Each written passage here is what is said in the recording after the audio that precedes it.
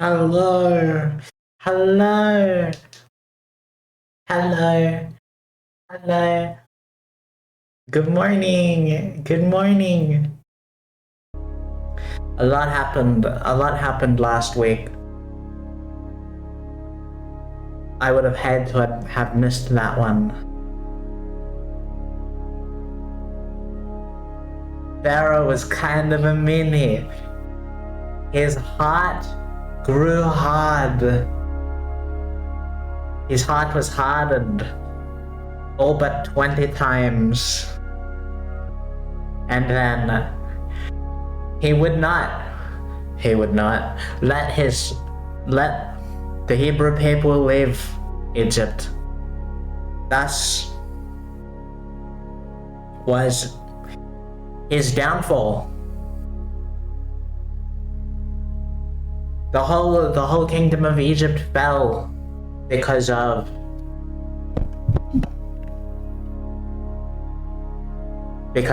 Pharaoh's poor decisions.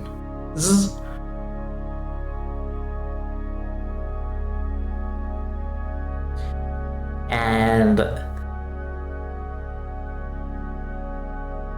God, Almighty God, sent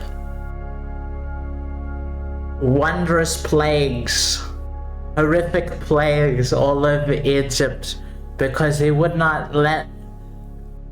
Pharaoh would not let the people go, even though they really wanted to go.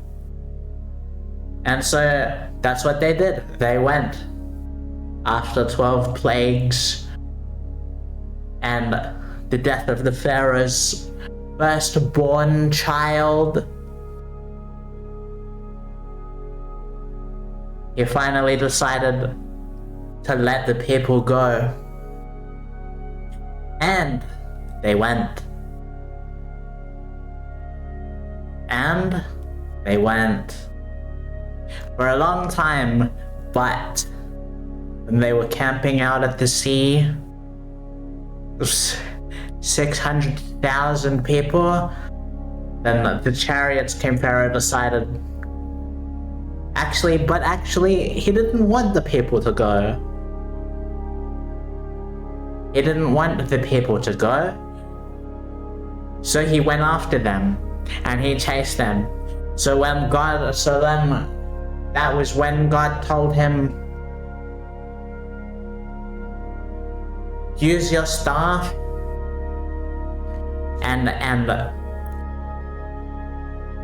use your staff and smack the rock with your staff, and it will split the sea apart, and all the people can walk through, saving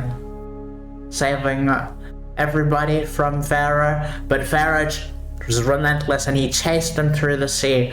This is when God closed up the sea over the Pharaoh and all of his men, washing them away to be eaten by all the whales and dinosaurs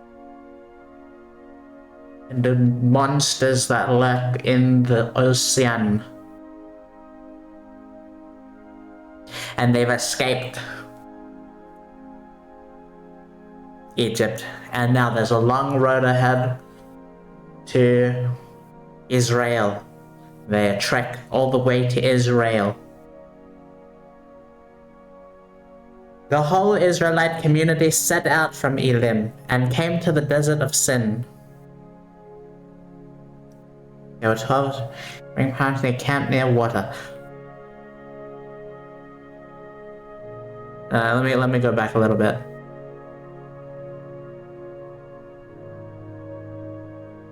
Then Moses, after the sea, then Moses led Israel from the Red Sea, and they went into the desert of Shur. For 3 days they traveled in the desert without finding water. When they came to Marah, they could not drink its water because it was bitter. That is why the place is called Marah, of course. So the people grumbled against Moses, saying, "What are we to drink?" Then Moses cried out to the Lord, and the Lord showed him a piece of wood. "Drink this," He threw it into the water, and the water became fit to drink. There the Lord issued a ruling and instruction for them and put them to the test. He said, "If you listen carefully to the Lord, your God, and do what is right in his eyes, if you pay attention to his commandments, to his commands, and keep all his decrees, I will not bring on you any of the diseases I brought on the Egyptians." Blessed morning, Manuka. Blessed morning, Luna. "For I am the Lord," said the Lord, "who heals you." Then they came to Elim, where there were 12 springs and 70 palm trees, and they camped there near the water. The whole Israelite community set out from Elim and came to the desert of Sin, which is between Elim and Sinai. On the 50th day of the second month after they had come out of Egypt. Oh my god!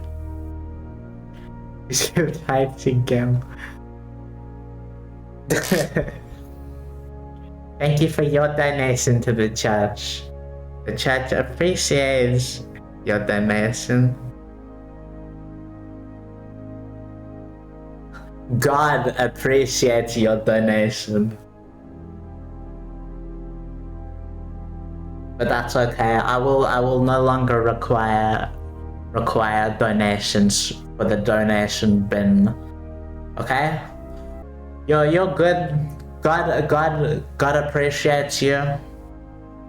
What does God spend my money on? He spends your money on the people who will use it to spread his word, build churches, and fund the teachings of the Lord throughout the whole world. We will make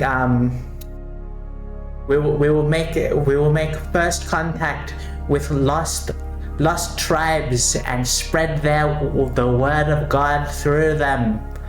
Imagine all of the lost tribes in the Amazon and on islands who have not yet heard the way of the Lord and the teachings of God. Faithless people.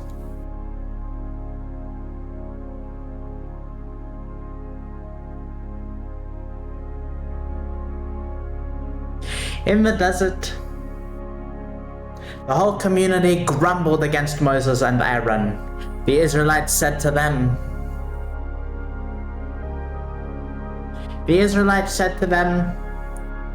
"If only we had died by the Lord's hand in Egypt. There we sat around pots of meat and ate all the food we wanted. But you have brought us out into this desert to starve this entire assembly to death." Then the Lord said to Moses, "I will rain down bread from the heaven for you." Damn, that's pretty neat. I will rain down bread for you.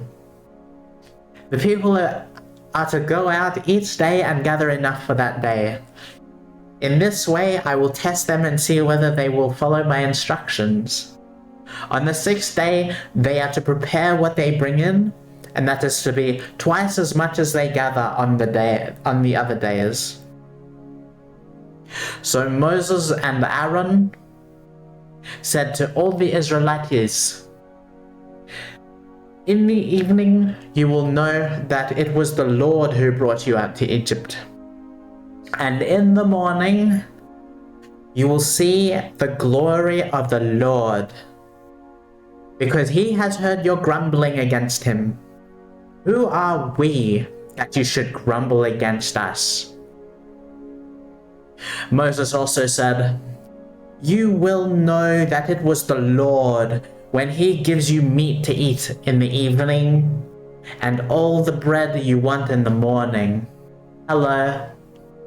Hi Prodigy, good morning. Welcome to the church. Welcome, church. If you didn't bring your own Bible, feel free to borrow one of the church's Bibles and turn to page Exodus 16. Alright?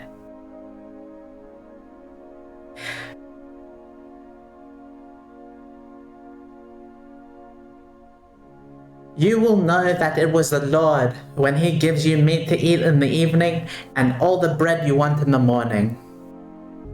You will know that it was the Lord when He gives you meat to eat in the evening and all the bread you want in the morning, because He has heard your grumbling against Him. Who are we? Who are we? You are not grumbling against us, but against the Lord. Then Moses said to Aaron, say to the entire Israelite community, come before the Lord, for He has heard your grumbling. While Aaron was speaking to the whole of Israelite community, they looked toward the desert, and there was the glory of the Lord appearing in the cloud. The Lord said to Moses, I have heard your grumbling of the Israelites. Tell them, at twilight you will eat meat, and in the morning you will be filled with bread.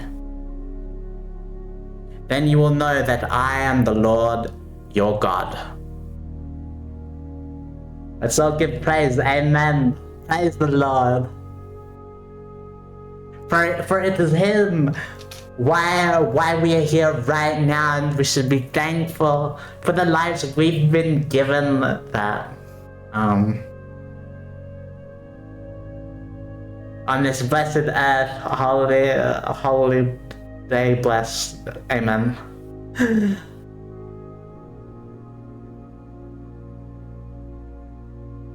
I have heard your grumbling of the Israelites. Tell them, at twilight you will eat meat, and in the morning you will be filled with bread. Then you will know that I am the Lord your God. That evening, quail came and covered the camp. Who? And in the morning there was a layer of dew around the camp. When the dew was gone, thin flakes like frost on the ground appeared on the desert floor. When the Israelites saw it, they said to each other, what is it? For they did not know what it was. Moses said to them, it is the bread the Lord has given you to eat. This is what the Lord has commanded. Everyone is to gather as much as they need. Take an omer for each person you have in your tent. The Israelites did as they were told. Some gathered much, some gathered little. And when they measured it by the omer, the one who gathered much did not have too much, and the one who gathered little did not have too little. Everyone had gathered just as much as they needed. Then Moses said to them, no one is to keep any of it until morning. However, some of them paid no attention to Moses. They kept part of it until morning, but it was full of maggots and began to smell. So Moses was angry with them. They didn't listen. That's why you always listen to your Moses. Where's the maggots? Each morning, everyone gathered as much as they needed, and when the sun grew hot, it melted away. On the sixth day, they gathered twice as much, 2 omers for each person, and the leaders of the community came and reported this to Moses. He said to them, this is what the Lord commanded. Tomorrow is to be a day of Sabbath rest, a holy Sabbath to the Lord. So bake what you want to bake and boil what you want to boil. Save whatever is left and keep it until morning. So they saved it until morning, as Moses commanded, and it did not stink or get maggots in it. Eat it today, Moses said, because today is a Sabbath to the Lord. You will not find any of it on the ground today. 6 days you are to gather it, but on the 7th day, the Sabbath, there will not be any. Nevertheless, some of the people went out on the 7th day to gather it, but they found none. They aren't very good at listening.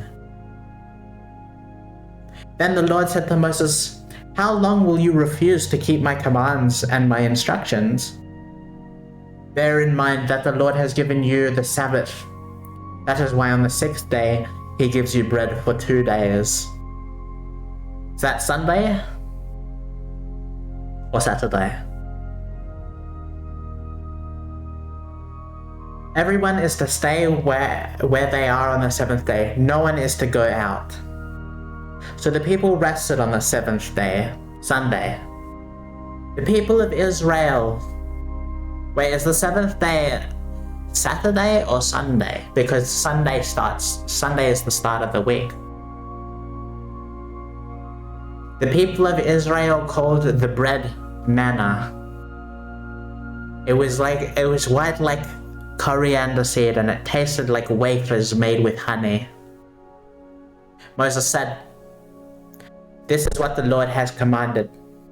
Take an omer of manna and keep it for the generations to come, so they can see the bread I gave you to eat in the wilderness when I brought you out of Egypt." What? They made them store bread for an entire generation? Damn.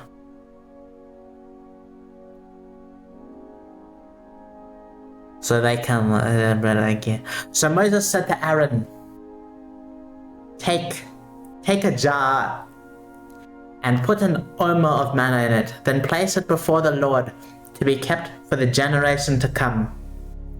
As the Lord commanded Moses, Aaron put the manna with the tablets of the covenant law so that it may be preserved. The Israelites ate manna 40 years until they came to a land that was settled. They ate manna until they reached the border of Canaan. An omer is 1/10 of an ephah. Oh, guys, did you know that? An omer is 1/10 of an ephah. Ephah. Good to know. The whole Israelite community set out from the desert of Sin, traveling from a place to place as the Lord commanded. They camped at Rephidim, but there was no water for the people to drink. So they quarreled with Moses and said, "Give us water to drink." Moses replied, "Why do you quarrel with me? Why do you put the Lord to the test?" But the people were thirsty there for water, and they grumbled against Moses. They said, "Why did you bring us out of Egypt to make us and our children and livestock die of thirst?" Then Moses cried out to the Lord, "What am I to do with these people? They are almost ready to stone me."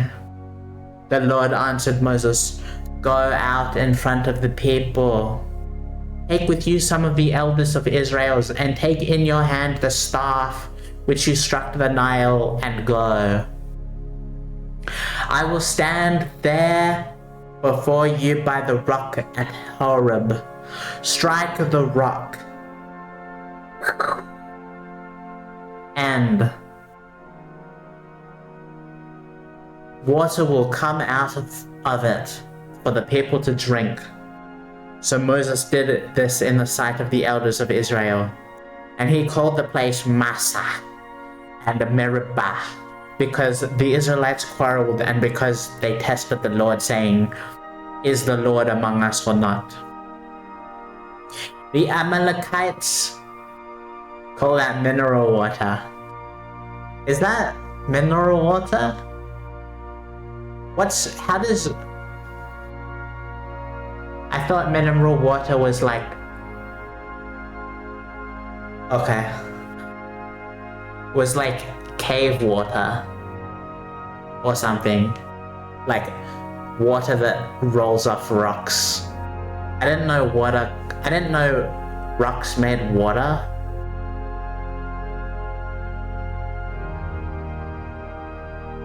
The Amalekites came and attacked the Israelites at Rephidim. Moses said to Joshua, "Choose some of our men and go out to fight the Amalekites. Tomorrow I will stand on top of the hill with the staff of God in my hands." So Joshua fought the Amalekites as Moses had ordered. And Moses and Aaron and Hur went up to the top of the hill. As long as Moses held up his hands, the Israelites were winning, but whenever he lowered his hands, the Amalekites were winning. Well, that sounds like an easy fix. When Moses' hands grew tired, he took a stone and put it under him, and he sat on it. Aaron and Hur held his hands up, one on one side, one on the other, so that his hands remained steady till sunset. So Joshua overcame the Amalekite army with the sword. Then the Lord said to Moses, "The Amalekite army with the sword." Wait, what? Then the Lord said to Moses, "Write this on a scroll as something to be remembered, and make sure that Joshua hears it, because I will completely blot out the name of Amalek from under heaven." Moses built an altar. As long as Moses didn't do that, the Israelites had a W in the fight. Yeah. Moses built an altar and called it, "The Lord is my banner." He said, "Because hands were lifted up against the throne of the Lord will be at war against the Amalekites from generation to generation." I'd hate to be born Amalekite, be against God.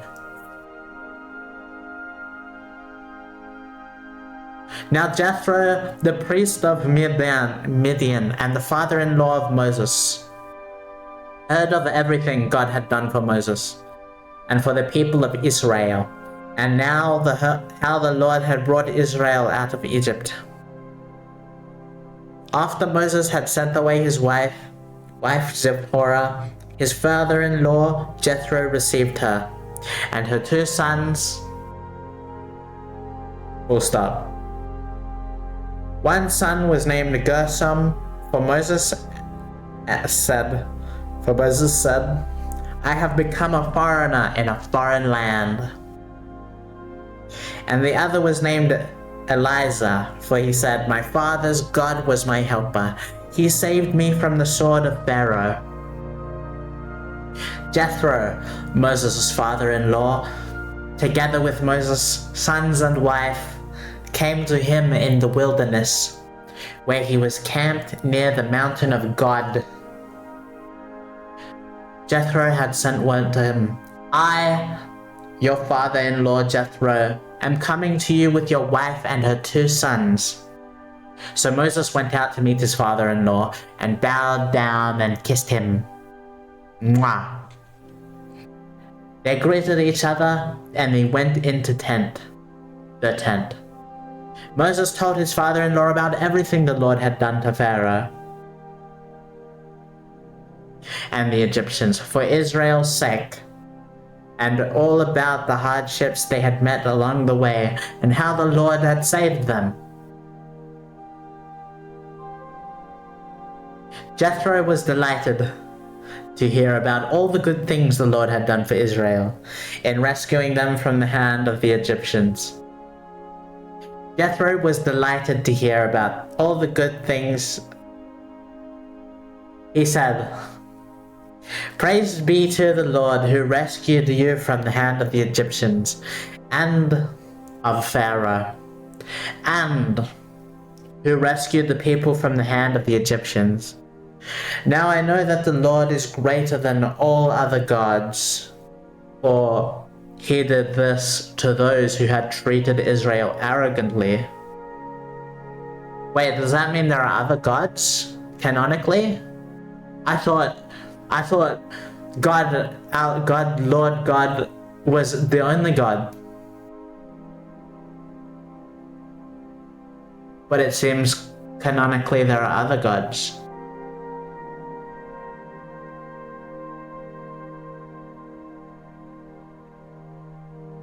For he did this to those who had treated Israel arrogantly. Then Jethro, Moses' father-in-law, brought a burnt offering and other sacrifices to God. And Aaron came with all the elders of Israel to eat a meal with Moses, father-in-law, in the presence of God. The next day Moses took his seat to serve as judge for the people, and they stood around him from morning till evening. When his father-in-law saw all that Moses was doing for the people, he said, "What is this you are doing for the people? Why do you alone sit as judge, while all these people stand around you from morning till evening?" Moses answered him, the first commandment says something along the lines, "I am your God, you won't bow to any other God," which implies the existence of several gods. Yeah. Or maybe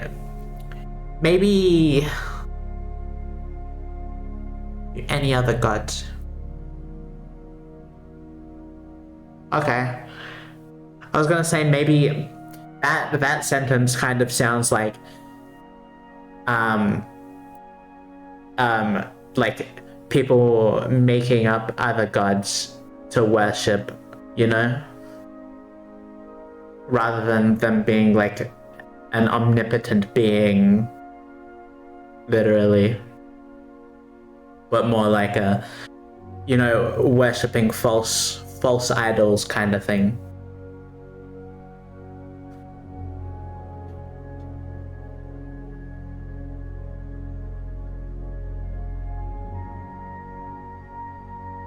Moses answered him, "Because the people come to me to seek God's will." That's how I took it. You're the God's messenger, so I was just listening to you.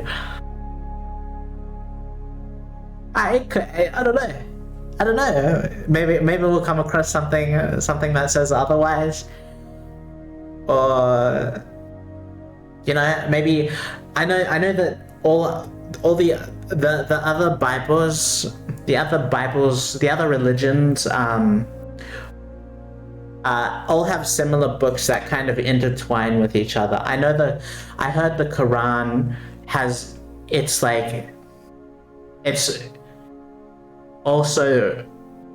kind of like a Christian Bible, like the stories intertwine, but the God they worship is not the God of this book. Something like that, along those lines.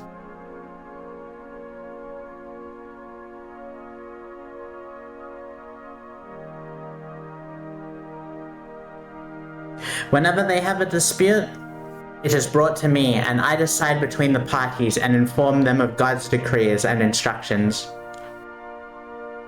Moses' father-in-law replied, "What are you doing?" Moses' father-in-law replied, "What you are doing is not good. You and these people who come to you will only wear yourselves out. The work is too heavy for you. You cannot handle it alone. Listen now to me, and I will give you some advice, and may God be with you. You must be the people's representative before God and bring their disputes to Him. Teach them His decrees and instructions, and show them the way they are to live and how they are to behave. But select capable men from all the people, men who fear God, trustworthy men who hate dishonest gain, and appoint them as officials over thousands, hundreds, fifties, and tens. Have them serve as judges for the people at all times, but have them bring every difficult case to you.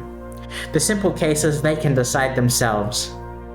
That will make your load lighter because they will share it with you. If you do this and God so commands, you will be able to stand the strain, and all these people will go home satisfied. Moses listened to his father-in-law and did everything he said. He chose capable men from all Israel and made them leaders. Of the people, officials, over thousands,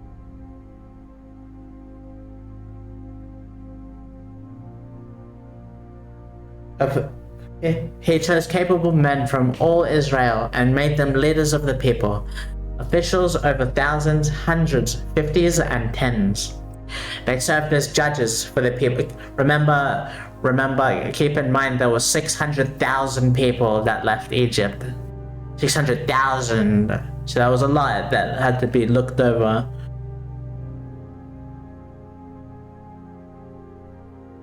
They served as judges for the people at all times. The difficult cases they brought to Moses, but the simple ones they decided themselves. Then Moses sent his father-in-law on his way, and Jethro returned to his country. On the first day of the 3rd month after the Israelites left Egypt, on that very day, they came to the desert of Sinai. After they set out from Rephidim,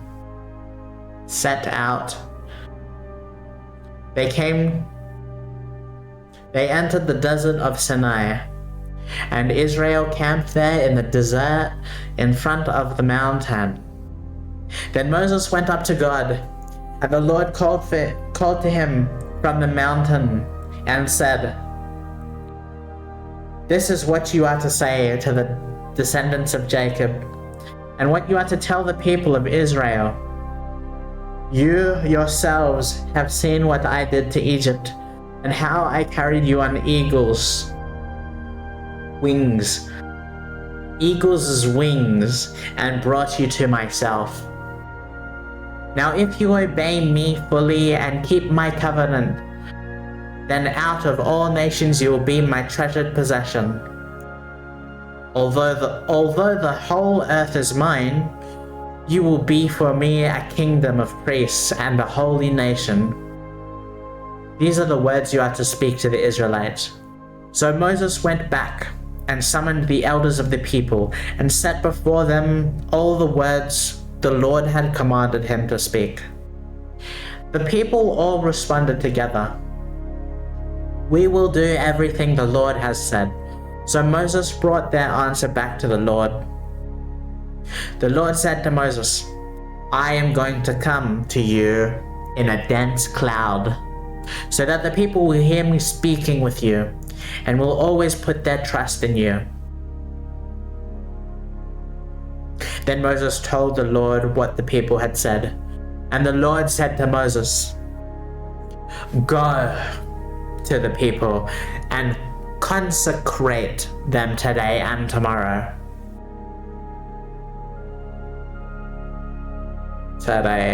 Have them wash their clothes and be ready by the 3rd day. Because on that day, the Lord will come down on Mount Sinai in the sight of all the people.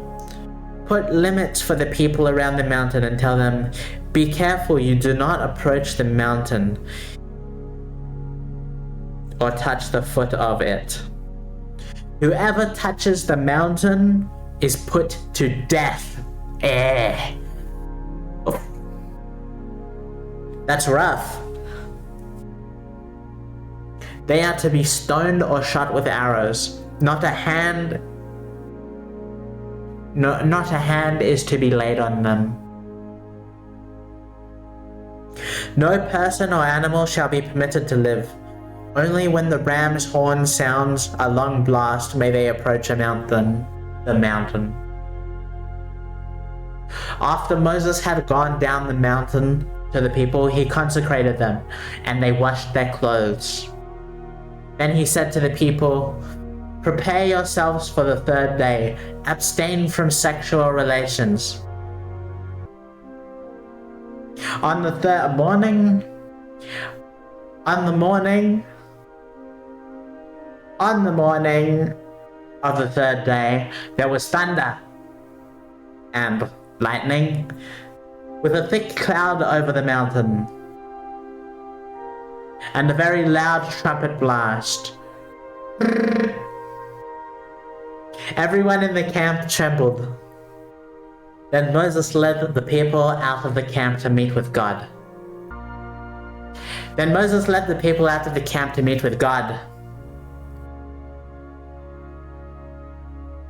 And they stood up at the foot of the mountain. Mount Sinai was covered with smoke because the Lord descended on it in fire. The smoke billowed up from it like a smoke from a furnace. And the whole mountain trembled violently. As the sound of the trumpet grew louder and louder, Moses spoke, and the voice of God answered him. The Lord descended to the top of the Mount Sinai and called Moses to the top of the mountain. So Moses went up. And the Lord said to him, "Go down and warn the people, so they do not force their way through to see the Lord, and many of them perish. Even the priests who approach the Lord must consecrate themselves, or the Lord will break out against them."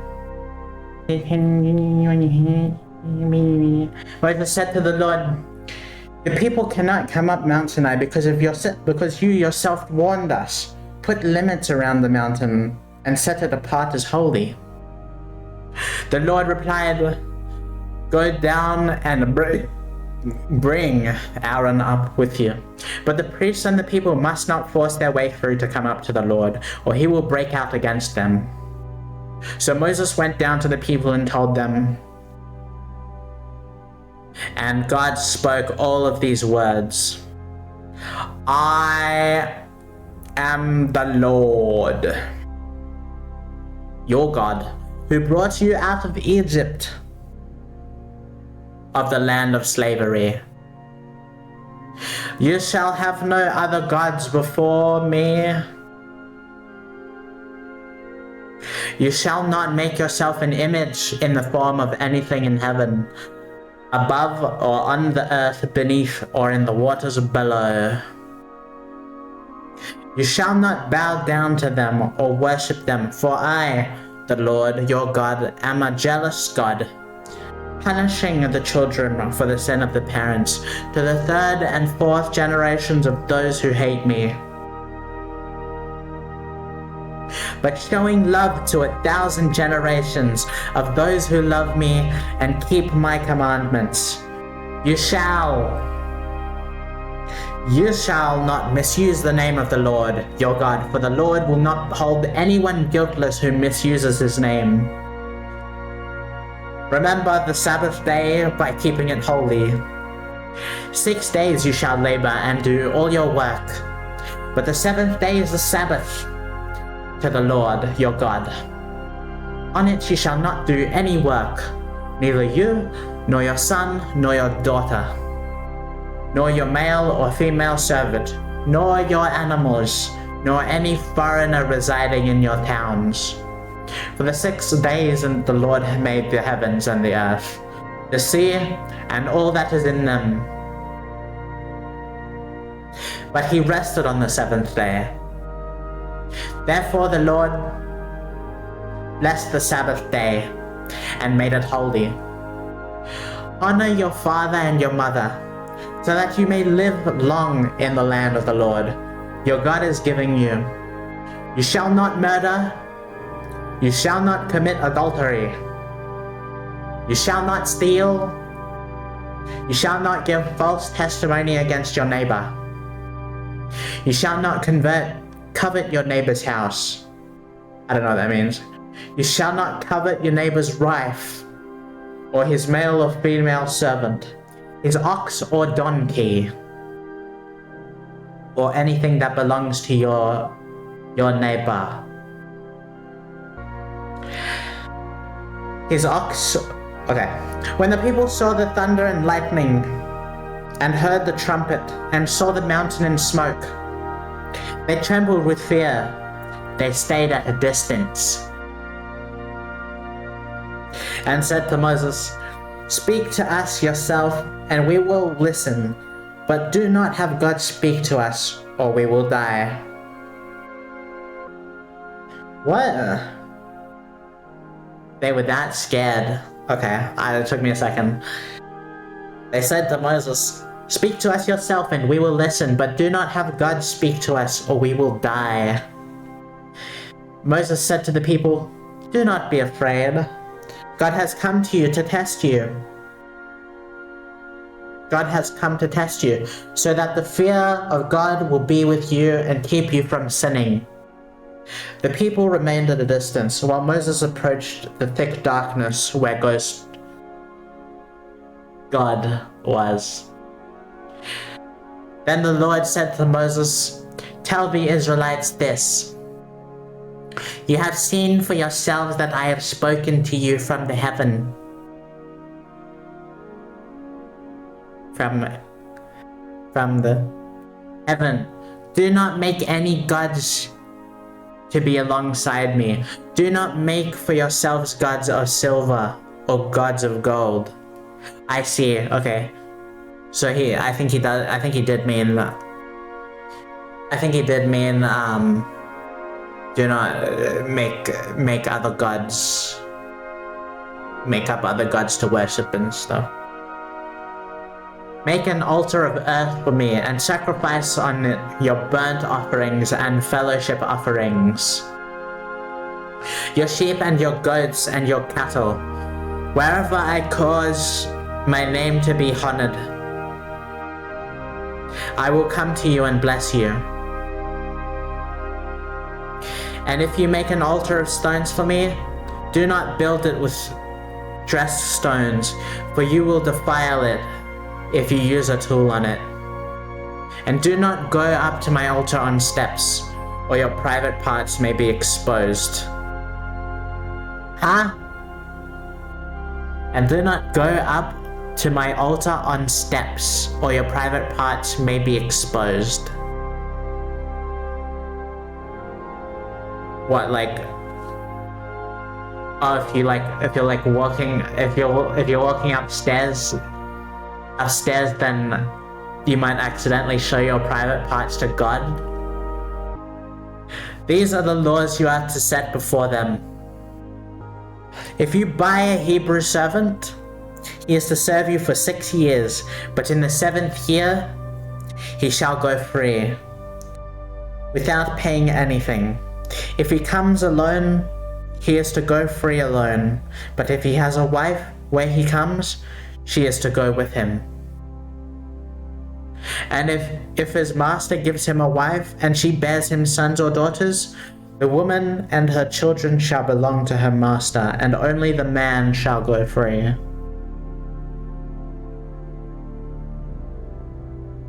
But if the servant declares, "I love my master and my wife and children, and do not want to go free," then his master must take him before the judges. He shall take him to the door or the doorpost and pierce his ear with an awl, an awl, A-W-L. Then he will be his servant for life. See? It pays to be nice. Being nice to your servant makes them want to serve you forever. That isn't to say you should be nice to get paid. Being nice is just nice. Amen.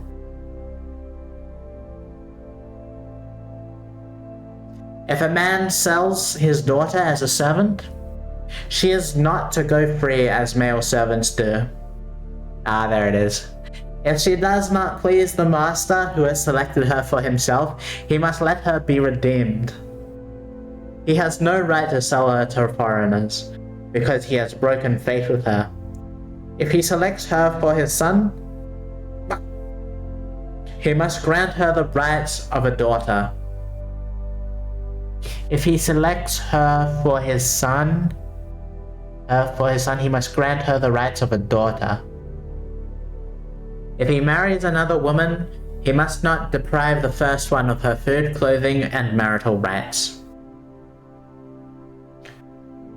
If he does not provide her with these 3 things, she is to go free without any payment of money. Anyone who strikes a person with a fatal blow is to be put to death. Yeah! Yes.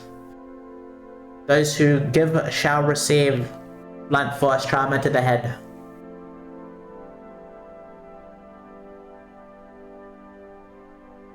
However, if it is not done intentionally, but God lets it happen, they are to flee to a place I will designate. But if anyone schems,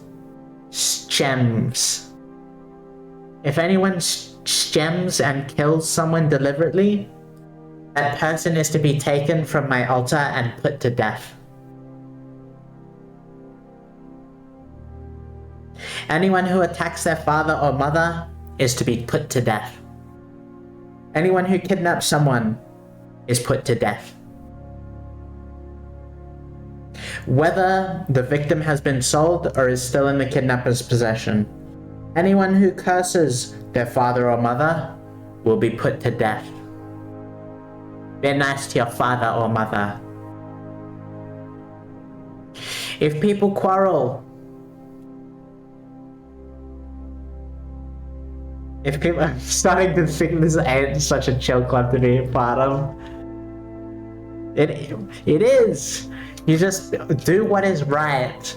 Do the right thing. Be a good person, and God will take care of you as you are deserved. If people quarrel and one person hits another with a stone or with their fist and the victim does not die but is confined to bed, the one who struck the blow will not be held liable if the other can get up and walk around outside with a staff. The one who struck the blow will not be held liable if the other can get up and walk around outside with a staff. So if you cripple somebody, that's okay. However, the guilty party must pay the injured person for any loss of time and see that the victim is completely healed. Okay. Paying the medical bills. So, yeah. Oh, Father, what if I crave the $19 Fortnite card, but my only option is my parents' credit card? God says, you shall not steal your parents' credit card to buy $19 Fortnite cards. So says the Lord.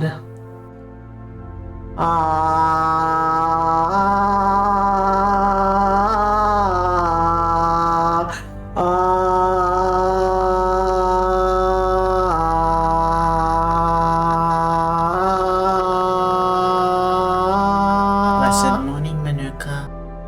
Anyone who beats their male or female slave with a rod must be punished if the slave dies as a direct result.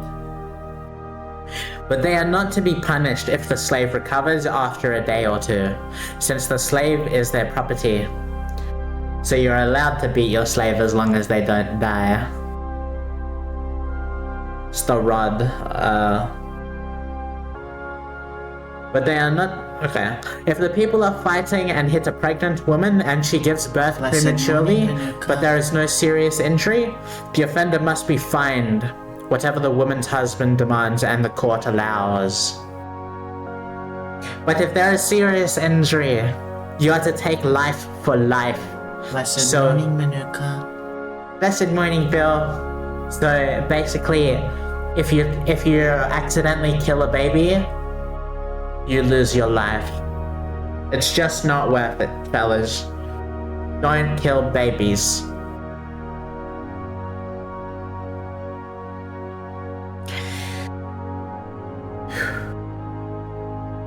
Eye for eye. I didn't continue reading. I thought the sentence ended. But if there is serious injury, you have to take life for life. Eye for eye, tooth for tooth. Hand for hand, foot for foot. burn for burn, wound for wound, bruise for bruise. An owner who hits a male or female slave in the eye and destroys it must let the slave go free to compensate for the eye. And an owner who knocks out the tooth of a male or female slave must let the slave go free to compensate for the tooth. Damn, for just a tooth? You lose your whole slave for a tooth? Teeth grow back. Oh my, but the children look so puntable. You know that guy's itchy when you wait.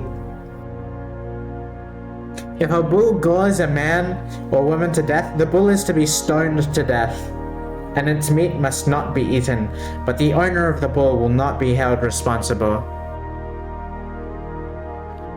Same for dogs, right?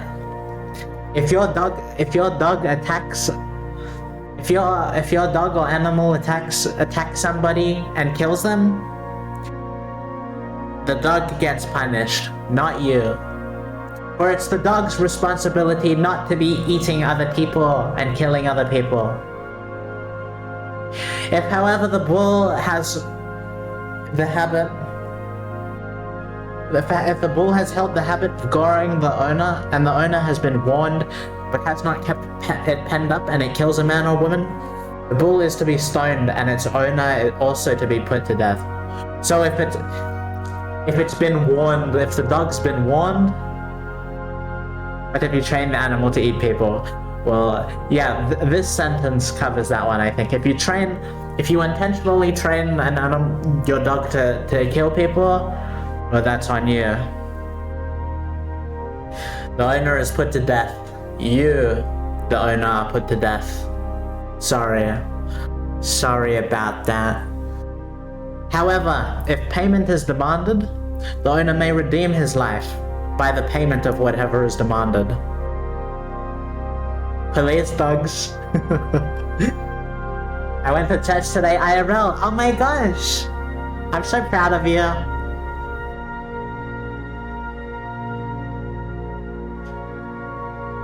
This law also applies if the bull gores a son or daughter. This law, if the bull gores a male or female slave, the owner must pay 30 shekels of silver to the master of the slave, and the bull is to be stoned to death. 30 shekels nowadays is like a pastry, I think. If anyone uncovers a pit or digs one and fails to cover it, and an ox or donkey falls into it, the one who opened the pit must pay the owner for the loss and take the dead animal in exchange. If anyone's bull injures somebody else's bull and it dies, the two parties are to sell the live one and divide both the money and the dead animal equally. However, if it was known that the bull had the habit of goring, yet the owner did not keep it penned up, the owner must pay animal for animal and take the dead animal in exchange. When then dies, the party is to sell the live one. However, if it was known that the bull had a habit,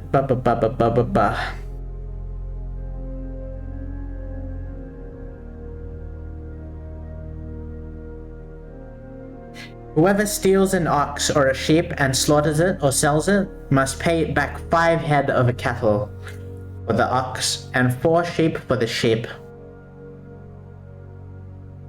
If a thief is caught breaking in at night and is struck at a fatal blow, the defender is not guilty of bloodshed.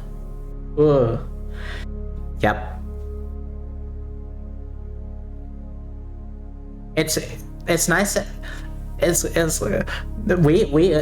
cool to see that we still have like the same similar laws to the commandments. Really makes you think, you know.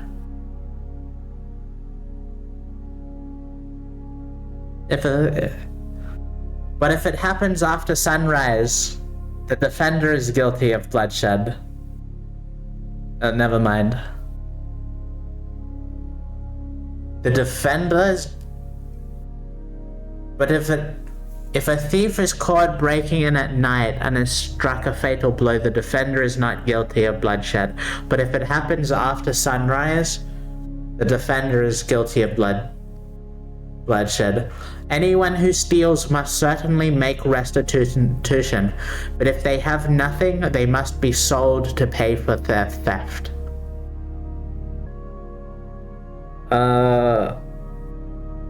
If the stolen animal is found alive in their possession, whether ox or donkey or sheep, they must pay back double.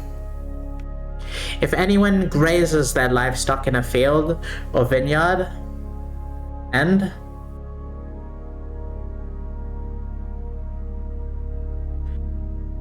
if anyone grazes their livestock in a field or vineyard and lets them stray and they graze in somebody else's field or vineyard,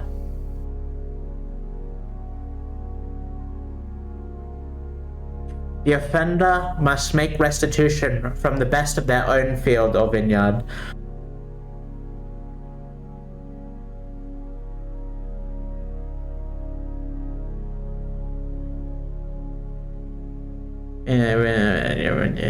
If a fire breaks out and spreads into thorn bushes so that it burns shocks of grain or standing grain or the whole field, the one who started the fire must make restitution. If anyone gives a neighbor silver or goods for safekeeping and they are stolen from the neighbor's house, the thief, if caught, must pay back double.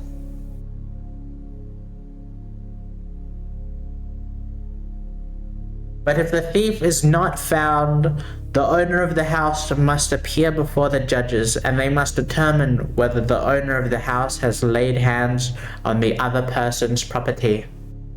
Well, why are you giving your property to other people to hold? That seems like a weird rule, but it must have been pretty common back in the day, I guess. In all cases of illegal possession of an ox, a donkey, a sheep, a garment, or any other lost property about which somebody says, "This is mine," both parties are to bring their cases before the judges. The one whom the judges declare guilty must pay back double to the other.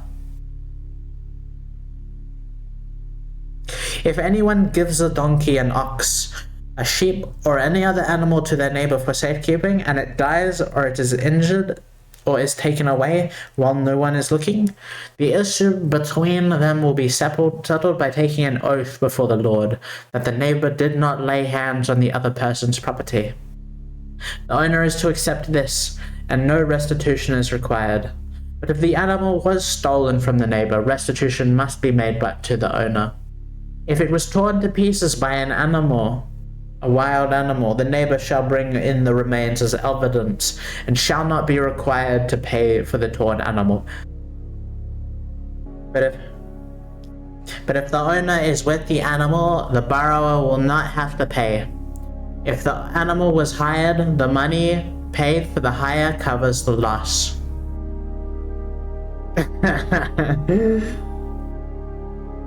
Covers the loss. If a man seduces a virgin who is not pledged to be married and sleeps with her, he must pay the bride price, and she shall be his wife. If a man seduces a virgin who is not pledged to be married and sleeps with her, so you are allowed premarital sex. I thought you were put to death if you had premarital sex. But if you have premarital sex, then you have to marry the person. Father, what does the Bible say the punishment is for greedy game companies? Well, they are to be put to death.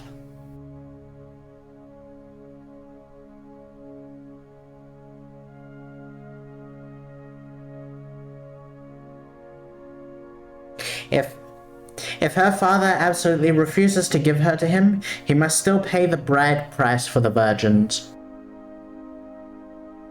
Do not allow a sorceress to live. That's random.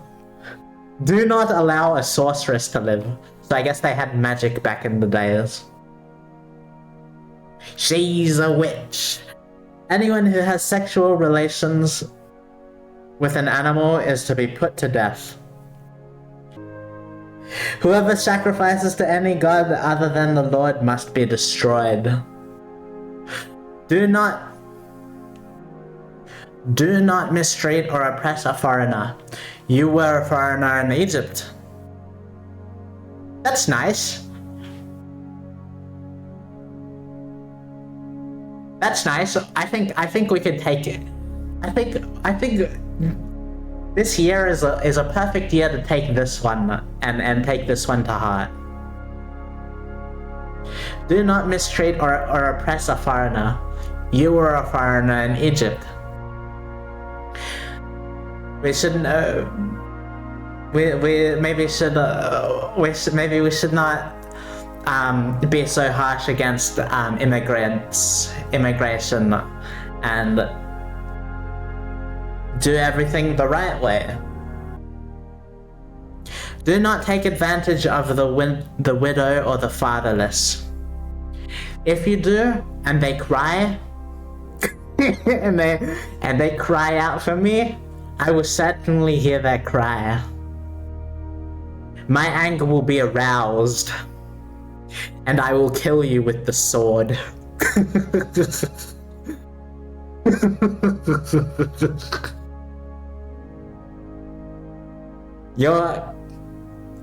Your wives will become widows, and your children fatherless. If you lend your father, I think I can be put to death for the thought I just. What thought was that, my child?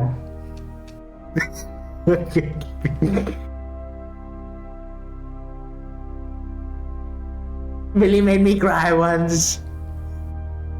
I'm sorry.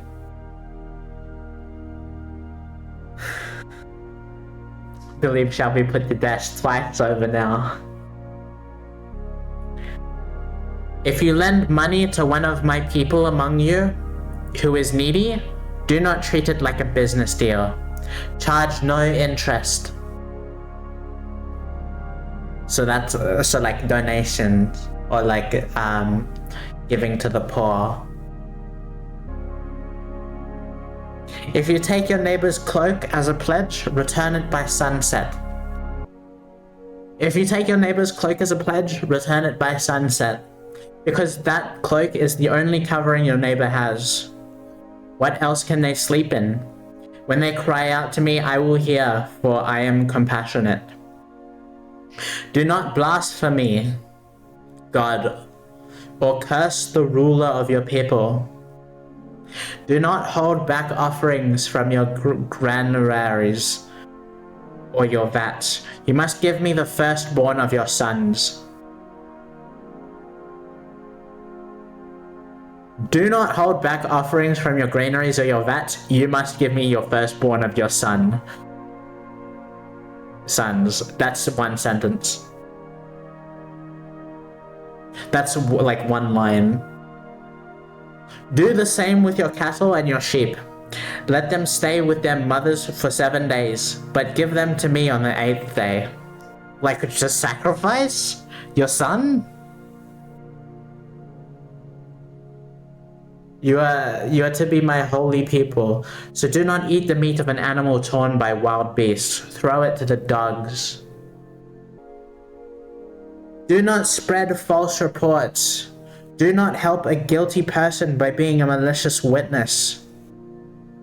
Do not follow the crowd in doing wrong. When you give testimony in a lawsuit, do not pervert justice by siding with the crowd. And do not show favoritism to a poor person in a lawsuit.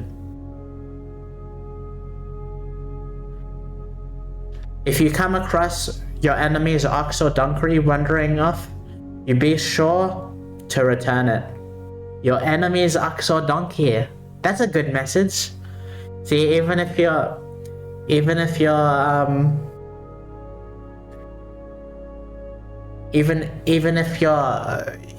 have enemy, but your enemy has misfortune, you should still treat your enemy with kindness, even though they are your enemy. That's a good message. If you see the donkey of someone who hates you fallen down under its load, do not leave it there. Be sure to help them with it. So when you see your donkey, when you see somebody's donkey broken on the side of the road of the highway, you stop your donkey and get out of your donkey and help them with their donkey, because it's the noble, righteous thing to do and the right thing to do. Do not deny justice to your people in their lawsuits. Have nothing to do with a false charge. Have nothing to do with this false charge, and do not put an innocent or honest person to death, for I will not acquit the guilty. Do not accept a bribe, for a bribe blinds those who see and twists the words of the innocent. Do not oppress a foreigner. You yourself know how it feels to be foreigners, because you were foreigners in Egypt. That law was already written somewhere. That law was already written on the previous page. They put that one in twice, because that one is extremely important, not to oppress the people. Even though they are different from you, it doesn't mean that they are any different from you. So treat them with kindness, because they are people too.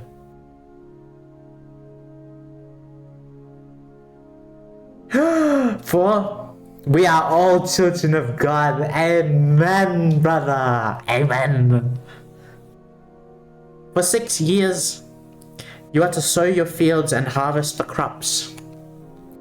But during the 7th year, let the land lie unplowed and unused. Then the poor among your people may get food from it, and the wild animals may eat what is left. Do the same with your vineyard and your olive grove. Do your work, but on the 7th day do not, so that your ox and your donkey may rest, and so that the slave born in your household and the foreigner living among you may be refreshed. Be careful to do everything I have said to you. Do not invoke the names of other gods. Do not let them be heard on your lips. 3 times a year you are to celebrate a festival for me. But aren't you working on a Sunday right now, Father?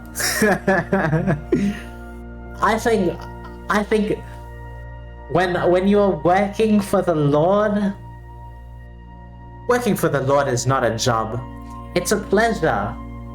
I am pleasure graced by God to bring you God, so that you may be pleasured. Amen. 6 days do your work, but on the 7th day, do not do work. So your ox and your donkey, we already read this. Be careful to do everything that I've said to you. We already read this. 3 times a year, you are to celebrate a festival to me. Celebrate the festival of unleavened bread. For 7 days, this is Pesach. For 7 days eat bread made without yeast. And I command you, as I commanded you. Do this as the appointed time of the month of Aviv. For in that month you came out of Egypt. No one is to appear before me empty-handed. Celebrate the festival of harvest with the first fruits. The first fruits of the crops you sow in your field. Celebrate the festival of ingathering crop at the end of the year, when you gather your crops from the field. 3 times a year, all the men are to appear before the sovereign Lord.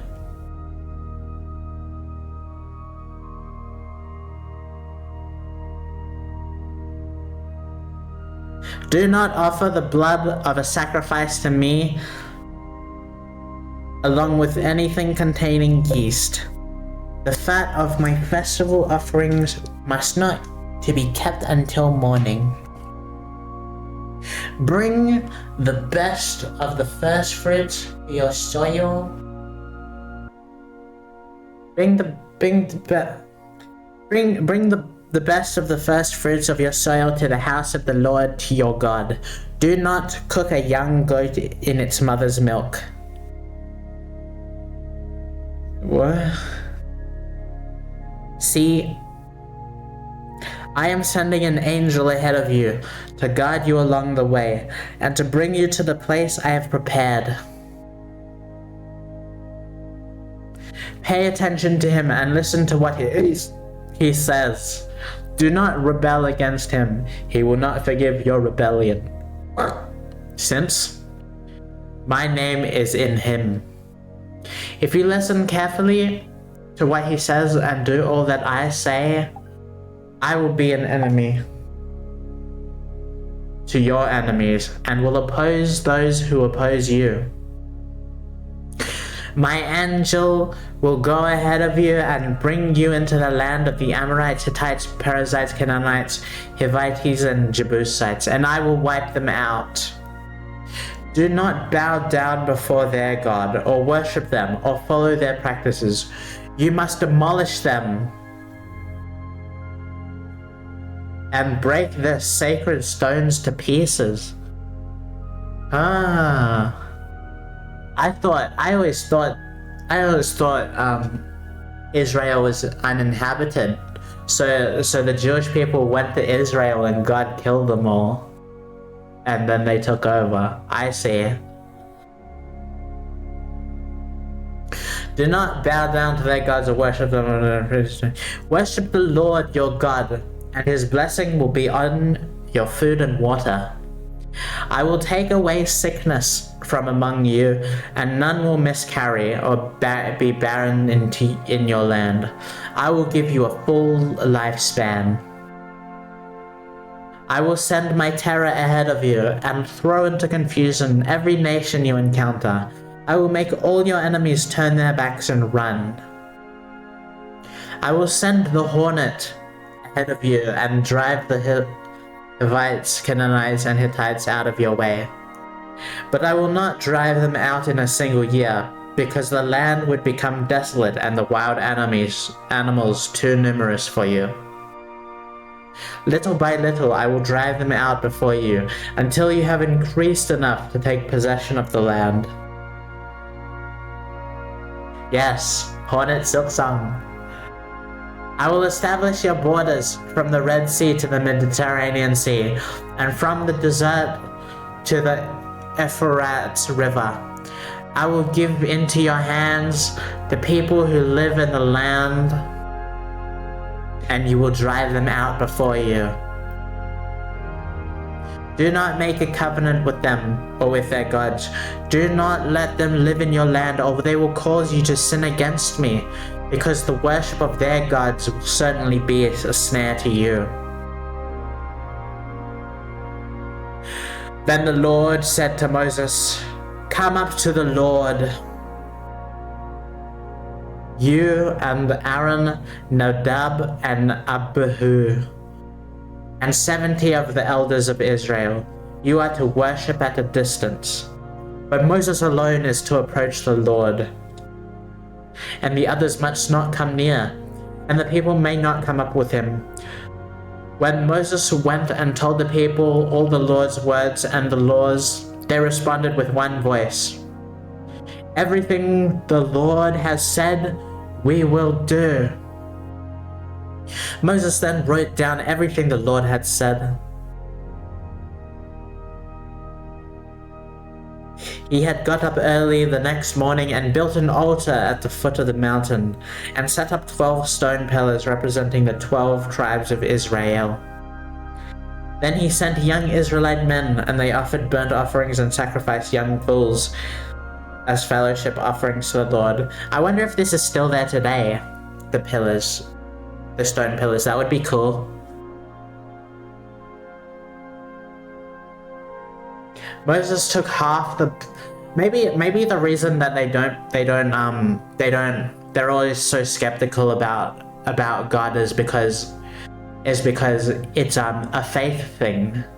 When a man comes to you and he says, "Believe in these things, for I have seen and I have heard, and I've been instructed to tell you all about it," because it's not God Himself coming down, or He is coming through us to tell you about it, to follow His word and His teachings. They made water come out of a rock pretty convincing.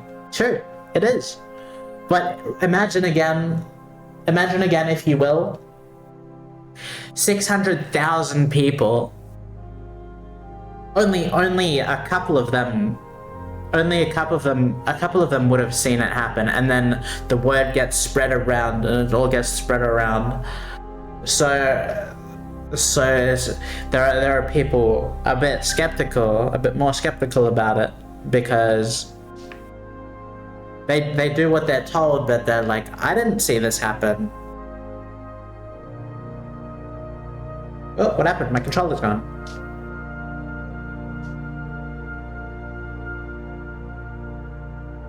Fair. Kind of makes you wonder about today, you know? My controller just overheat for no reason.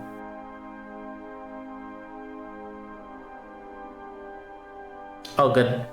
It can just stay there. I will establish your borders from the...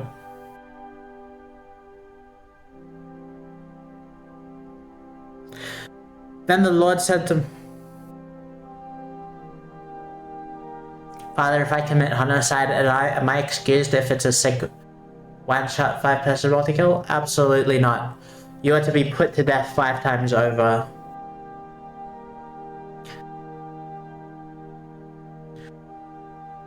Then Moses took half the blood and put it in bowls, and the other half he splashed against the altar. Then he took the book. Yes, you shall be put to death still. 5 times. Then he took the book of the covenant and read it to the people. They responded, "We will do everything the Lord has said. We will obey." Moses then took the blood and sprinkled it on the people and said, "This is the blood of the covenant that the Lord has made with you, in accordance with all these words." Moses and Aaron, Nadab and Abihu, and the 70 elders of Israel went up, and saw the God of Israel. Under his feet was something like a pavement made of lapis lazuli, as bright as blue in the sky. But God did not raise his hand against these leaders of the Israelites. They saw God, and they ate and drank. The Lord said to Moses, "Come up to me on the mountain and stay here, and I will give you the tablets of stone with the laws and commandments I have written for their instruction." Then Moses set out with Joshua his aide, and Moses went up on the mountain of God. He said to the elders, "Wait here for us until we come back to you. Aaron and Hur are with you, and anyone involved in a dispute can go to them." When Moses went up the mountain, the cloud covered it, and the glory of the Lord settled on the Mount Sinai. For 6 days the cloud covered the mountain, and on the 7th day the Lord called to Moses from within the cloud. To the Israelites, the glory of the Lord looked like a consuming fire on top of the mountain. Ooh! To the Israelites, the glory of the consuming fire. Then Moses entered the cloud as he went up the mountain, and he stayed up on top of the mountain 40 days and 40 nights. The Lord said to Moses, Tell the Israelites to bring me an offering. They are to receive the offering for me from everyone whose heart prompts them to give. These are the offerings you are to receive for them: gold, silver, and bronze, purple, blue, and scarlet yarn, and fine linen, goat hair, ram skins dyed red, and another type of durable leather, acacia wood, olive oil for the light, spices for the anointing oil and the fragrant incense, and onyx stones and other gems to be mounted on the ephod and breastpiece. Then have them make a sanctuary for me, and I will dwell among them. Make this tabernacle.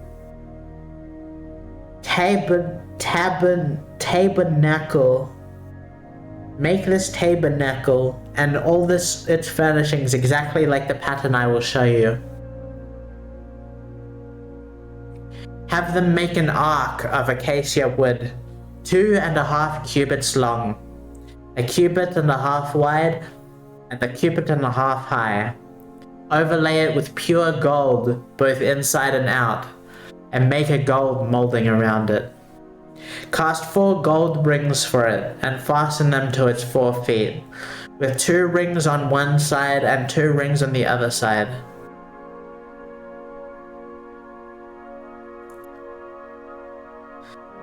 Then make poles of acacia wood and overlay them with gold. My local church is called a tabernacle. I don't know what that. I don't know what a tabernacle is. Sanctuary. Make this tabernacle. Oh, so maybe they made a church. Maybe like maybe that's a place of worship. Oh, okay. Hi, Scramble. Good morning. Welcome to church. Welcome to church. I worship like God at the side of my night. Dick shopping life. And then leave me to death. Then give me my life. Take me to church. Morning. Fucking pause in your. And make the poles overlay with gold. Insert the poles into the rings on the sides of the ark to carry it. Oh, I remember seeing something like this. I can visualize. It's like they're kind of making like a chariot in the shape of an ark, I think. The poles are to remain in the rings of the ark. They are not to be removed. Then put the ark in the put in the ark the tablets of the covenant law, which I will give to you. So they carried a big gold ark. Wait.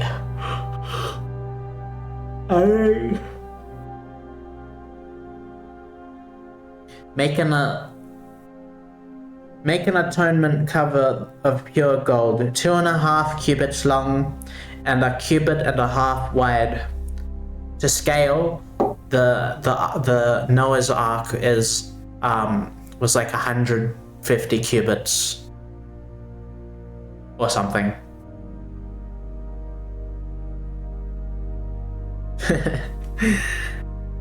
And make 2 cherubim out of hammered gold at the ends of the cover. Make 1 cherub on one end and the second cherub on the other. Make the cherubim one piece with the cover at the 2 ends. Is a cherub the naked babies? Like the naked baby angels?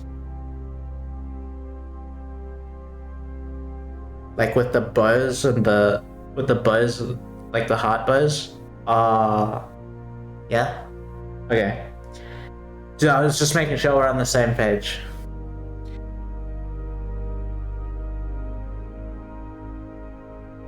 The cherubim are to have their wings spread upward, overshadowing the cover with them. The cherubim are to face each other, looking towards the cover.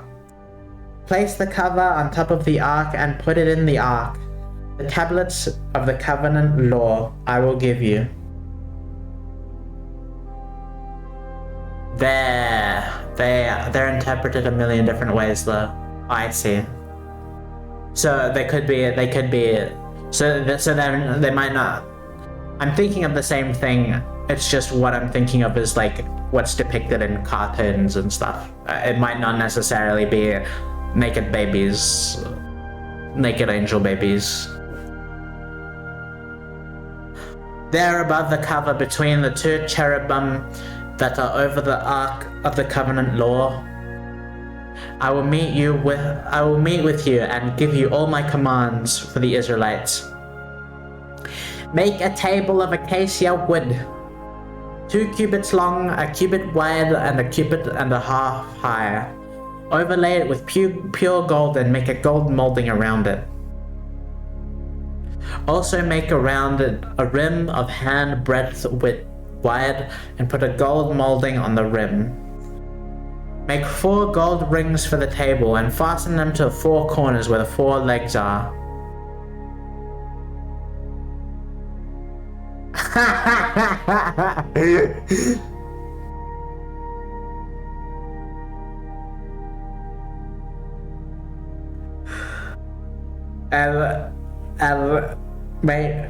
and make its plates and dishes of pure gold, as well as its pitchers and bowls for the pouring out the offerings. Put the bread of the presence on this table to be before me at all times. Make a lampstand of pure gold, hammer out its base and shaft, and make its flower-like cups buds and blossoms of one piece with them. 6 branches are to extend from the sides of the lampstand, 3 on one side and 3 on the other. 3 cups like almond flowers with buds and blossoms are to be on one branch, 3 on the next branch, and the same for all 6 branches extending from the lampstand. And on the lampstand there are to be 4 cups shaped like almond flowers with buds and blossoms. 1 bud shall be under the first pair of branches extending from the lampstand, a 2nd bud under the 2nd pair, and a 3rd bud under the 3rd pair. 6 branches in all.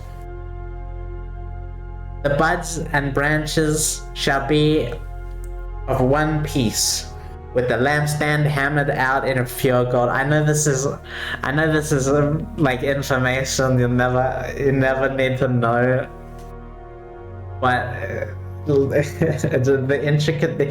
It was a lot of gold. They made a table, they made an ark, and they made a place to worship, and they made babies.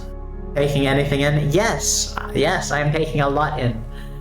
They made tables of wood and covered it with gold. They made an ark of wood and covered it in gold. And they put poles on it. And they put naked babies on it. And they covered it with gold.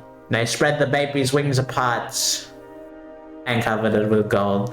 And what did they do? They made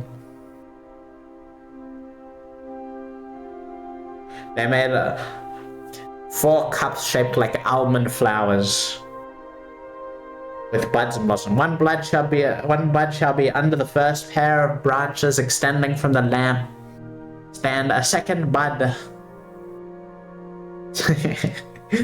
2nd bud under the 2nd pair, and a 3rd bud under the 3rd pair. 6 branches in all.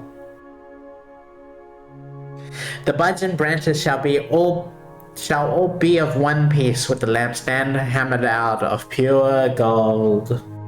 Then make its 7 lamps and set them up so that they light the space in front of them. 7 lamps, branches. Oh, they're talking about a menorah. They're talking about a menorah. The candle stand, the lamp stand. 7 branches of gold and buds. Make seven lamps and set them up on it so that they light the space in front of them. Its wick, trims, and trays are to be of pure gold. A talent of pure gold is to be used for the lampstand and all these accessories. See that you make them according to the pattern shown to you on the mountain. At least I think they're talking about a menorah. Make the tabernacle with 10 curtains of finely twisted linen and blue, purple, and scarlet yarn, with cherubim woven into them by a skilled worker. All the curtains are to be the same size, 28 cubits long and 4 cubits wide. I'm be honest, I kind of, while I read this, like, I feel like I could become religious. I feel like I've indoctrinated myself or something, and now I feel like I could become religious. Like what I'm reading just makes so much sense that like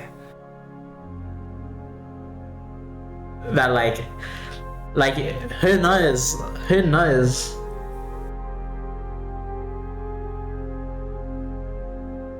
The Lord, and the afterlife, you know, it wouldn't be hurt to follow the teachings of the Lord and not kill people and not steal and not lie and not kill my mother and father and to not you know, kill my neighbors and steal from my neighbors.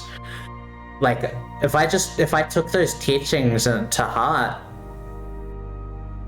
like, ooh, maybe that. It's crazy you're coming to this realization after reading measurements of the construction of a boat.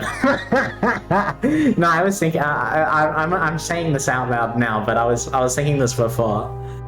Like it fills me with like hope, you know. It fills me with hope while I'm reading all of this.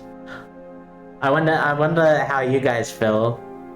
I think not killing your neighbor is just a normal thing to do. Well, yeah, it is.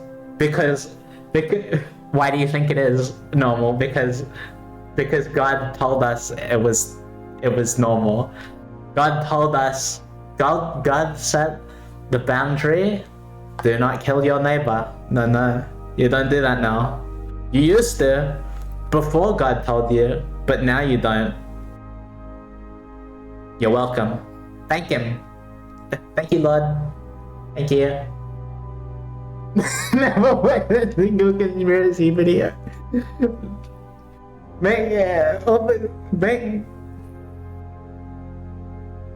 Join 5 curtains together and do the same with the other 5. Make loops of blue material along the edge of the curtain in one set, and do the same with the other curtain in the other set. Make 50 loops on one curtain and 50 loops on the end curtain of the other set. And with the loops opposite each other, then make 50 gold clasps and use them to fasten the curtains together, so that the tabernacle is a unit. I'm not sure to welcome to church.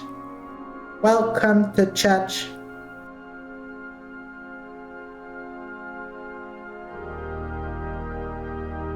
Make curtains of goat hair for the tent over your tabernacle, 11 altogether.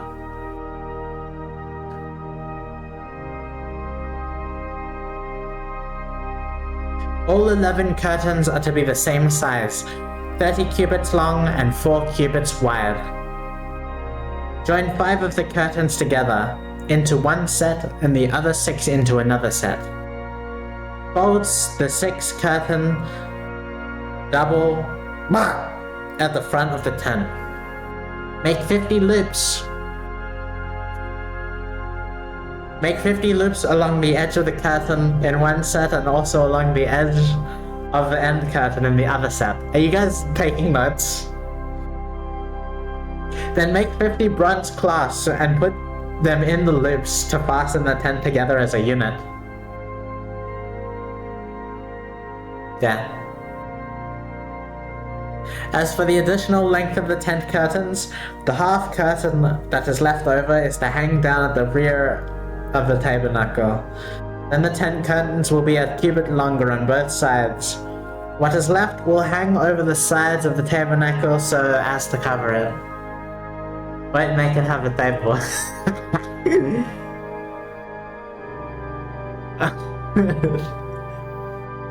Make for the tent a covering of ram skins. We done. Oh, it's been 2 hours. I'll finish this one and we'll call it there. For the make for the tent a covering of ram skins dyed red and over a covering of the other durable leather. Make upright frames of acacia wood for the tabernacle. Each frame is to be 10 cubits long and a cubit and a half wide, each with 2 projections set parallel to each other. Make all the frames of the tabernacle in this way.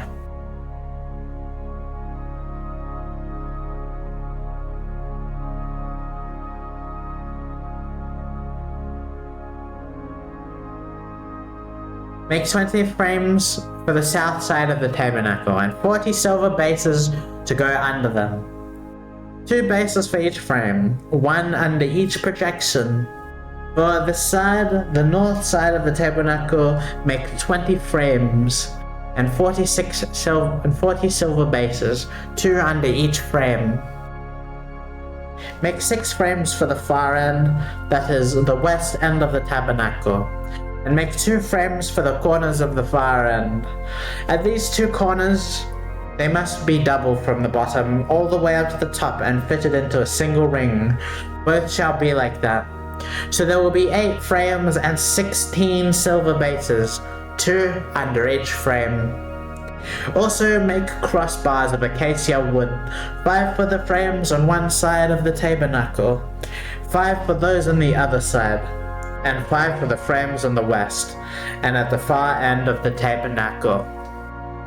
The center crossbar is to extend from. I feel like I'm reading.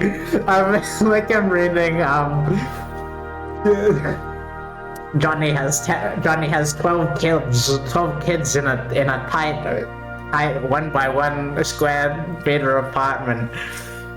But the children have no room to play with their tiger, so Johnny goes out and buys 12 galvanized steel beams.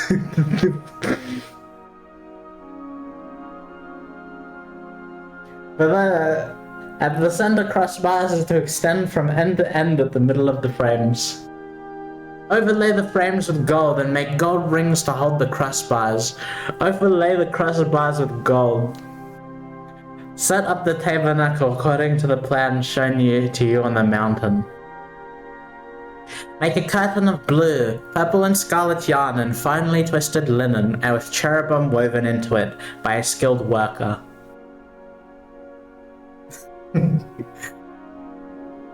Hang up with gold hooks on 4 posts of acacia wood, overlaid with gold and standing on 4 silver bases. Hang the curtain from the clasps and place the Ark of the Covenant law behind the curtain. The curtain will separate the holy place from the most holy place. Put the atonement cover on the Ark of the Covenant law in the most holy place. Place the table outside the curtain on the north side of the tabernacle and put the lampstand opposite it on the south side. For the entrance to the tent, make a curtain of blue, purple, and scarlet yarn and finely twisted linen, the work of an embroiderer. Make gold hooks for this curtain and 5 posts of acacia wood overlaid with gold, and cast 5 bronze bases for them. Build an altar of acacia wood 3 cubits high. It has to be square fire. Do you enjoy this more, or do you enjoy the family tree more? Build an altar of acacia wood 3 cubits high. It is to be square, 5 cubits long and 5 cubits wide. Make a horn at each of the 4 corners so that the horns and the altar are one piece, and overlay the altar with the bronze. Is this God just yammering after something about what to do? Is this supposed to... Someone's supposed to... Yes, this is God talking to Moses. God is telling Moses all the things he has to do. God went up the mountain with God went to the mountain with 70 elders and his brothers, I think. And then he went up by himself, and God is telling him this to tell to the people, so that they make an offering and sacrifice holy place. Make a horn at each of the four corners, so that the horns and the altar are of one piece, and overlay the altar with bronze. Make all its utensils of bronze, its pots to remove the ashes, and its shovels, sprinkling bowls, meat forks, and fire pans. Make a grating for it, a bronze network, and make a bronze ring at each of the four corners of the network. I love the idea that God says all of this, and Moses is just blankly staring.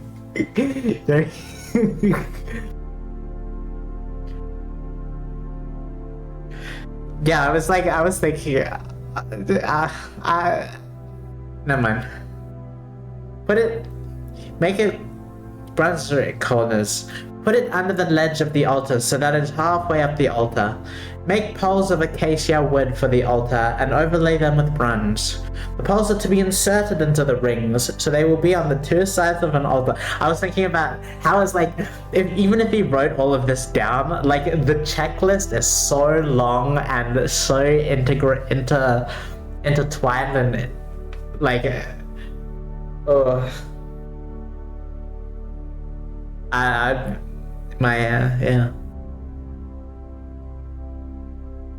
Like the planning, you'd have to be really good at planning to get all of this done. It's more complicated than a modern cruise ship. Well, yeah, they're not even building a cruise ship. They're not even building a ship. They're building a shed, like a holy shed to pray in, to make a sacrifice in.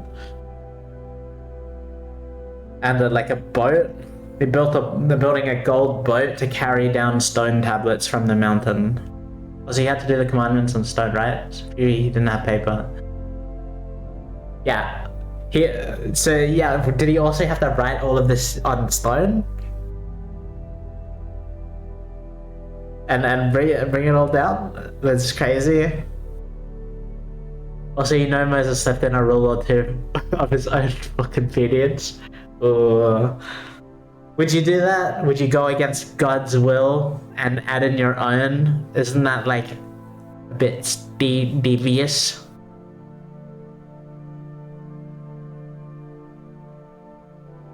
The poles are to be inserted in the rings that will be on the two sides of the altar when it is carried. Make the altar hollow out of the boards. It is to be made just as you were shown on the mountain. Make a courtyard for the tabernacle. The south side shall be 100 cubits long, and it is to have curtains of finely twisted linen. I told me you're not supposed to own slaves, but really I like mine, so let me just rewrite this.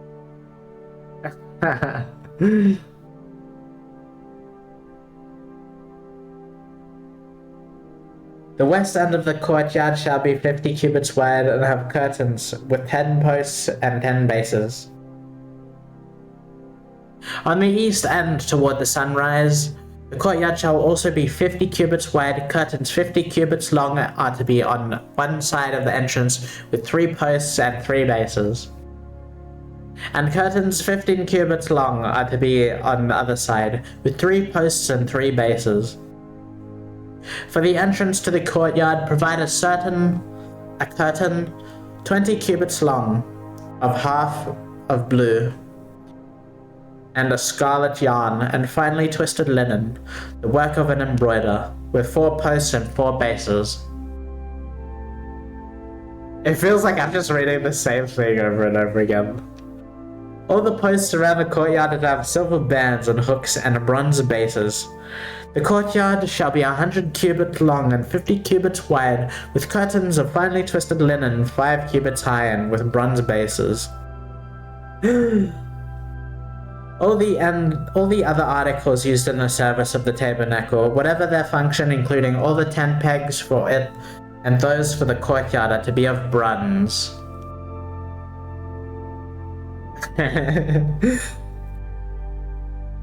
Command the Israelites to bring you clear oil of pressed olives for the light, so that the lamps may be kept burning. In the tent of meeting, outside the curtain that shields the ark of the covenant law, Aaron and his sons are to keep the lamps burning before the Lord from evening till morning. This is to be a lasting ordinance among the Israelites for the generations to come. Have Aaron... I just want to finish this part, like... I just want to finish this building the thing arc, so that we can, so that next time it's back to the story. You see, this is all a test of patience. Have Aaron your brother brought to you from among the Israelites, along with his sons Nadab and Abihu, Eleazar and Ithamar, so that they may. I know we're going a bit over time, so if you must leave the church today, you feel free to go. I won't read past anything interesting. We'll just get past this part for next time. Have your brother brought to you from among the Israelites, along with the sons Nadab and Abihu, Eleazar and Ithamar, so that they may serve me as priests. Make sacred garments for your brother Aaron to give him dignity and honor. Tell all the skilled workers to whom I have given wisdom in such matters they are to make garments for Aaron for his consecration, so that he may serve me as priest. These are the garments they are to make: a breastplate, an ephod, a robe, a woven tunic, a turban, and a sash. They are to make these sacred garments for your brother Aaron and his sons, so they may serve me as priests. Have them use gold and blue and purple and scarlet yarn and fine linen. Make the ephod of gold and of blue and purple and scarlet yarn and of finely twisted linen, the work of skilled hands. It is to have two shoulder pieces attached to it of its corners, so it can be fastened. Its skillfully woven waistband to be like it, one piece with the ephod and made with gold, and with blue, purple, and scarlet yarn, and with finely twisted linen. Take 2 onyx stones and engrave on them the names of the sons of Israel, in the order of their birth, 6 names on one stone and the remaining 6 on the other. Engrave the names of the sons of Israel on the 2 stones of the way a gem cutter engraves a seal. Then mount the stones in gold filigree settings, and fasten them on the shoulder pieces of the ephod and memorial stones for the sons of Israel. Aaron is to bear the names of his shoulders as a memorial before the Lord. Make gold filigree settings and 2 braided chains of pure gold like a rope, and attach the chains to the settings. Fashion a breastplate for making decisions. The work of skilled hands. Make it like the ephod of gold, and of blue, purple, and scarlet yarn, and of finely twisted linen.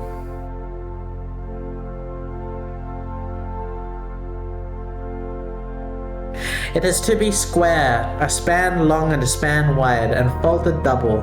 Then mount 4 rows of precious stones on it. The first row shall be a carnelian, chrysolite, and beryl. The second row shall be turquoise, lapis, lazuli, and emerald. The third row shall be jacinth, agate, and amethyst. The fourth row shall be topaz, onyx, and jasper. Mount them in gold filigree settings. There are to be 12 stones, 1 for each of the names of the sons of Israel, each engraved like a seal with the name of one of 12 tribes. For the breastpiece, make braided chains of pure gold, like a rope. Make 2 gold rings thread and fasten them to corners of the breastpiece Fasten the 2 gold chains to the rings and the corners of the breastpiece, and the other ends of the chains to the settings, attaching them to the shoulder pieces of the ephod at the front. Make 2 gold rings and attach them to the other 2 corners of the breastpiece on the inside edge next to the ephod. Make 2 more gold rings and attach them to the bottom of the shoulder piece on the front of the ephod, close to the seam just above the waistband of the ephod. The rings of the breastplate are to be tied to the rings of the ephod with the blue cord connected to the waistband so that the breastplate will not swing out from the ephod. Whenever Aaron enters the holy place, he will bear the names of the sons of Israel over his heart on the breastpiece of decisions as a continuing memorial before the Lord. Also put the Urim and the Thummim in the breastpiece, so that they may be over Aaron's heart whenever he enters the presence of the Lord. Thus Aaron will always bear the means of making decisions for the Israelites over his heart before the Lord. Make the robe of the ephod entirely of blue cloth, with an opening for the head in its center. These are separate outfits, right? With an opening for the head in its center, there shall be a woven edge like a collar around this opening, so that it will not tear.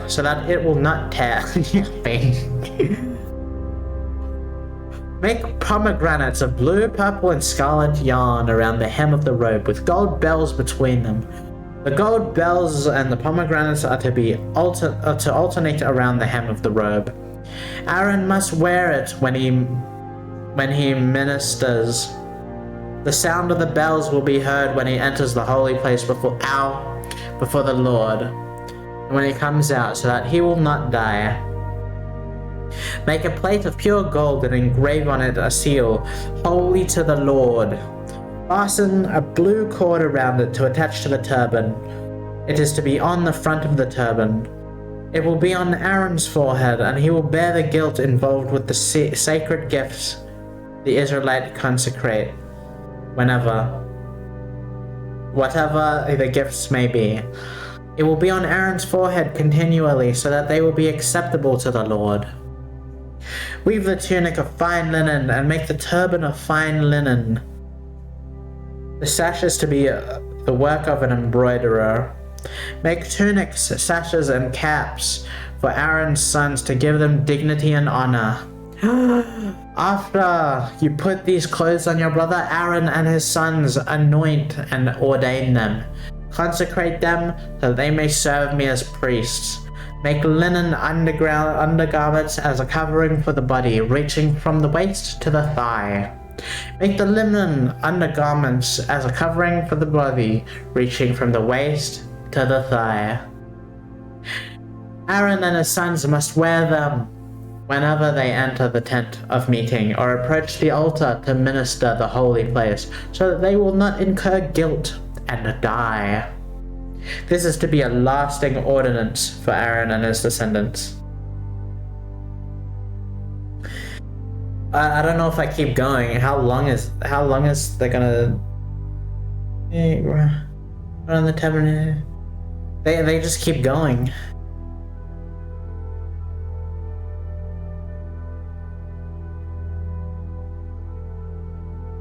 Yeah, it just keeps going. We're gonna be here for like another 2 hours if I keep going.